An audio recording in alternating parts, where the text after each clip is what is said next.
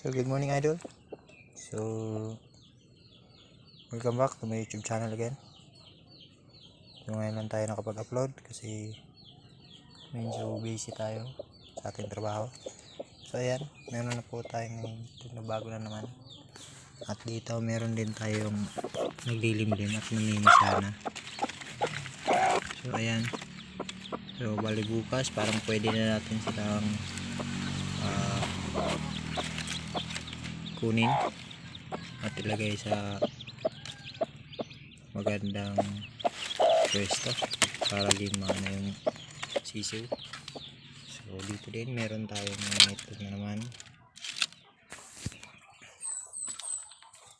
Ito yung ating roaster. So pinulong ko muna kasi may roaster po